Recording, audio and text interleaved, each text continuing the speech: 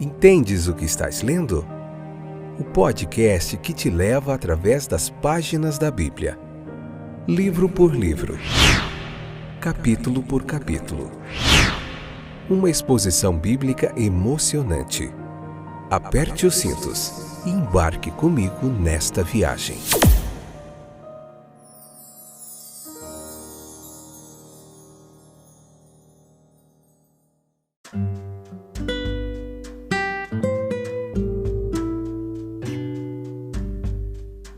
Olá, olha eu aqui outra vez para nós juntos continuarmos aprendendo mais da Palavra de Deus. Que momento gracioso, que momento alegre de a gente poder estar aqui juntos meditando mais um pouquinho na Palavra de Deus. Eu sou o Fábio e esse é mais um fantástico, excepcional episódio do podcast Entendes o que estás lendo. Estamos a todo vapor na quinta temporada, o quinto livro da Bíblia. Levítico capítulo 1, parte 4, hoje episódio de número 359. Já temos percorrido um longo caminho, mas muito mais temos à frente de nós a percorrer. Vamos lá, firme e constante, sempre avante. Espero que esteja tudo bem com vocês que sempre nos acompanham aí, de vários lugares do Brasil e do mundo. Temos ouvintes fidedignos aí que não perdem um episódio do podcast. Deus abençoe grandemente sua vida. Hoje nós vamos concluir o capítulo 1 hoje, tá bom? Vamos encerrar aqui nesse episódio 4. Vamos falar mais um pouquinho em detalhes sobre o significado, como essa oferta era dedicada a Deus ali naquela época, o efeito dessa oferta o holocausto do rebanho, das aves. Vamos separar um pouquinho essa variedade das vítimas ali, como que eram as ofertas entre cabras, ali do rebanho, ovelhas ou as aves que também eram ofertadas pelos que tinham uma condição mais pobre, tá bom? Vamos lá? Firmes? Animados? Espero que sim. Vamos lá então. Então veja que no versículo 9 aqui nós temos uma ideia de que a oferta queimada, ela parece ter sido o mais geral dos sacrifícios apresentados a Jeová ali e ter tido o significado mais amplo. A contraparte espiritual é fornecida em Romanos 12:1. Quando Paulo escreve à igreja em Roma lá e diz: rogo-vos, pois, irmãos, pela compaixão de Deus, que apresenteis os vossos corpos como sacrifício vivo, santo e agradável a Deus, pois esse é o vosso culto racional. Então, a meditação aqui sobre o símbolo profético em Levítico vai fornecer luz para nós entendermos mais sobre o sacrifício vivo, Jesus Cristo, na dispensação do Evangelho, tá bom? Então veja que isso tudo é sombra, muita teologia do Antigo Testamento aqui, um pouquinho de tipologia bíblica para a gente entender tudo isso. É uma entrega a Deus de algo que nos pertence. A propriedade herdada e adquirida é o material do sacrifício. Então veja que não apenas o que nos veio por dom de Deus natural, mas o que é resultado de trabalho. Ali o rebanho que nos foi dado e os produtos que criamos. Veja que Deus exige nossos corações, nossas mentes, nossos talentos, e Ele espera devoção a Ele em tudo que o esforço possa garantir. É uma entrega voluntária. Todo rebanho é realmente propriedade de Jeová, mas Ele trata o homem como proprietário e não toma pela violência, pela obrigatoriedade, não, jamais, os sacrifícios necessários para a sua glorificação, mas deixa o homem reconhecer livremente seu Deus e pagar suas justas dívidas. O voluntário de modo algum exclui a força dos motivos, como antecedente, senão como causa. Vamos lá que a gente vai entender aqui detalhe por detalhe. Veja que a liberdade, ela implica ausência, não de incentivos, mas de constrangimento. O homem tem o poder de reter do serviço de Deus as suas faculdades e posses, até certo limite, certo? Ele é sempre invocado nas Escrituras como um indivíduo razoável, o homem, capaz de decidir a quais propósitos suas habilidades devem ser dedicadas, mas a mensagem é rendei-os a Deus. A entrega deve ser completa. Não era possível oferecer parte de um cordeiro. A vítima deveria ser entregue em sua totalidade. Isso nos ensina muito. Aquele sangue aspergido ao redor e todas as partes, elas são queimadas sobre o altar. O discípulo de Jesus deve segui-lo de forma plena. Nada de colocar a mão no arado e olhar para trás, sem reter parte do preço. O cristão é comprado por Cristo, corpo e alma. A razão pela qual muitos parecem ter se oferecido a Deus em vão é porque eles fizeram de maneira tímida. Eles não buscaram com todo o seu coração. Veja que a maneira em que a oferta é dedicada a Deus, ela é extremamente significativa para a nossa compreensão e simbólica para a nossa dedicação. Era pela morte da vítima. A morte é a renúncia total ao gozo presente, a prova mais extrema de uma intenção de se separar por um determinado propósito. Não basta provar a sinceridade e a inteira consagração. Tudo que o homem tem dará por sua vida. Como o apóstolo, ele ensina, Paulo lá, que devemos morrer diariamente, que as coisas velhas já passaram. Então, o batismo tem esse emblema de morte para as coisas que desagradam a Deus. Veja que assemelha-se à crucificação de nosso Senhor, que foi uma morte prolongada e dolorosa. Nós mortificamos as obras más do corpo, crucificamos as obras más da carne e negamos a nós mesmos, muitas vezes, para cumprir o propósito de Cristo, que é: se alguém perder a vida, ele a salvará. Veja o significado fantástico dessa parte que fala que a oferta era purificada com água e com fogo. Santifica-os na verdade, a tua palavra é a verdade. Tendo estas promessas, purifiquemo-nos de tudo aquilo que desagrada ao nosso Deus. A prova da vossa fé, que é muito mais preciosa do que o ouro que perece, ainda que seja provada com fogo. Entenda comigo, tudo que é terreno é consumido. A fumaça subindo do sacrifício material nos lembra também o metal puro que está livre de escórias e impurezas quando passa pelo fogo. E assim permanece para louvor, honra e glória de Deus. Aprenda a acolher as tribulações de sua vida, meus queridos, como sendo algo para produzir disciplina completa e entrega de si mesmo. Mártires experimentaram chamas reais. O fogo, ele pode assumir outra forma para você e para mim e para nós. Talvez as tentações nos assaltem e as dificuldades esgotem as nossas forças. Glorifique a Deus no meio das chamas das provações. A oferta produzia um efeito que era agradar a Deus. Na teologia bíblica nós vemos a ideia dessas expressões chamadas de antropomórficas, que são empregadas na Bíblia, que dá a Deus conotações como ele tem olhos que vê, a sua mão está estendida, dá forma a um Deus que na verdade é espírito, só para melhorar a nossa compreensão. Isso tudo não degrada o Todo-Poderoso e não diminui, mas esclarece, meus queridos, as nossas concepções e faz com que a verdade fique clara até os olhos mais obtusos.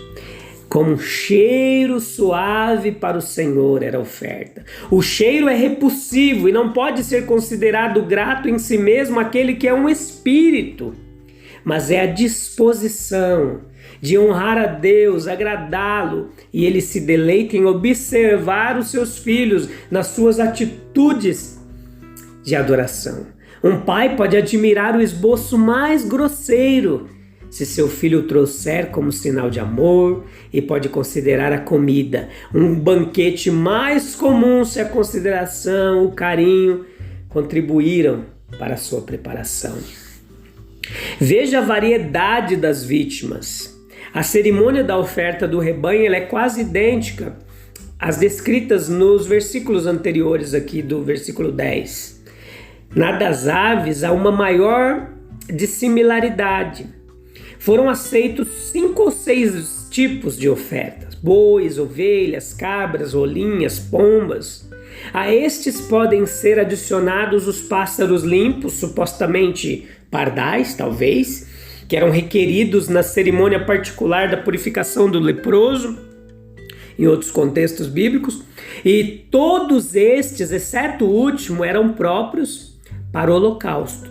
Eles são notáveis como criaturas gentis, suaves, inofensivas e úteis. E são essas criaturas, portanto, apropriadas, usadas como tipos para descrever a inocência, a mansidão de Jesus, relatada em João capítulo 1:36, em Isaías capítulo 53, versículo 7. Mas quais são as lições transmitidas nessa variedade? Ela evidencia a insuficiência dos sacrifícios da lei. Se um sacrifício ou um tipo de sacrifício pode realmente tirar o pecado, por que repeti-lo? Ou recorrer a outros? Veja a sua utilidade, portanto, que estava na maneira pela qual eles prefiguram o melhor sacrifício. Em contraste a tudo isso, evidencia a suficiência do grande sacrifício do Novo Testamento.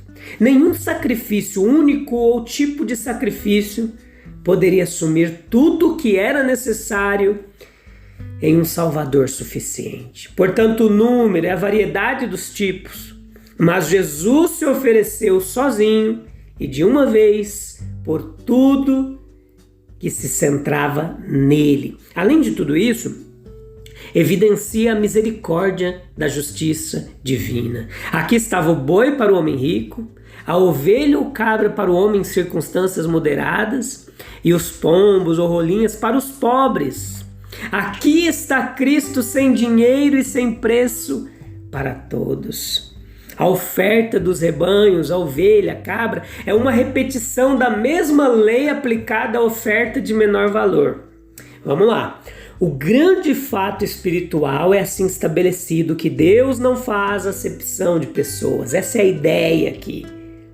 A sua lei se aplica a todos os tipos e condições de homem, e a sua graça é coextensiva com a sua lei. A oferta do rico e do pobre é substancialmente a mesma.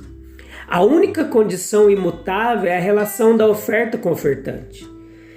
Deve representar uma entrega sincera a Deus. Não deve ser um animal selvagem apanhado para o efeito, mas aquele que, tendo sido associado à personalidade e à vida, representa tanto o próprio homem como a sua casa e família. Portanto, na igreja primitiva, o batismo era uma consagração tanto do indivíduo quanto de sua família.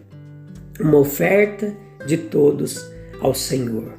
A oferta de aves, a grande abundância dessas aves no Oriente, tornaria a provisão fácil de cumprir até mesmo para os mais pobres. Que graciosa essa nomeação. Deus não é um mestre cruel, ele não se deleita em meros sacrifícios onerosos. Nenhum custo, sofrimento ou privação tem mérito com ele. Ele exige a obediência voluntária do coração. Ele pede aquilo que realmente represente uma entrega de nós mesmos. Todos esses regulamentos minuciosos visavam simplesmente desenvolver o princípio da obediência voluntária e espontânea. Havia a mesma subdivisão no caso do pássaro como no caso do quadrúpede. Para lembrar ao mais pobre e humilde ofertante que ele não deve se resguardar na insignificância de sua oferta das obrigações que ela representava. A aplicação do fogo à segunda ave denotava a aplicação da justiça de Deus à vida do ofertante, e embora fosse uma oferta prescrita, uma promessa de aceitação e, portanto, de graça renovadora e restauração espiritual, era da parte do ofertante o penhor e a promessa de uma obediência completa na qual corpo, alma e espírito, toda a vida e todos os bens devem ser consagrados inteiramente, completamente ao nosso Deus. Deus, ele sente prazer nisso. Deus se alegra. Ele é o Deus sempre abençoador, a fonte de toda alegria, aquele que dá tal felicidade limitada à sua criação, deve ser divinamente abençoado. Ele não poderia dar o que não tem em si mesmo. O que constitui a felicidade de alguém tão supremo, tão poderoso? O Senhor se regozijará em suas obras, mas é uma verdade maior que o Senhor se agrada do seu povo. Salmo 149:4. Que a porção do Senhor é o seu povo. Deuteronômio 32:9. A nossa consagração completa, mas consciente de nós mesmos. A oferta feita pelo fogo era de cheiro suave ao Senhor, como expressando o desejo do ofertante de dedicar a si mesmo e a todos a Deus. Devoção voluntária e consciente. A primeira parte deste livro aqui de Levítico que a gente está estudando pode ser chamado de livro de estatuto espiritual de Israel como a congregação do Senhor. Vou repetir, livro de estatuto espiritual de Israel como congregação do Senhor. É ocupada com essas leis do sacrifício do capítulo 1 até o 7. E o fato subjacente é o do pecado, representando separação de Deus, mas o livro como regulador da relação entre o povo pecador e o santo objeto de sua adoração. Isso tudo é em si uma parte constituinte da aliança graciosa que foi feita com Israel, no começo dela como nação. Ao mesmo tempo em que aprofunda o sentido de pecado, fornece os meios de reconciliação e santificação e, portanto, as leis prescritas, enquanto como leis, restringindo a liberdade e dando forma aos atos religiosos. Ao mesmo tempo, incorporam em si a graça de Deus na relação de aliança entre Jeová e seu povo. Que legal, não é? Joia demais esse aprendizado aqui. Deus, ele estabelece as diretrizes, nos mostra o caminho para chegarmos pertinho dele. E tudo isso é representativo aqui no Antigo Testamento do que acontece no Novo, tá bom? A gente vai continuar aprendendo no capítulo 2. Eu te encontro lá. Vai ser muito joia. Assista, leia, escute os episódios anteriores, os outros livros da Bíblia. Tem muita coisa legal, muita exegese e hermenêutica bíblica feita de uma forma clara, objetiva, gratuita. Há um toque no seu celular aí ou no computador, tá bom? Deus abençoe. Tchau, tchau.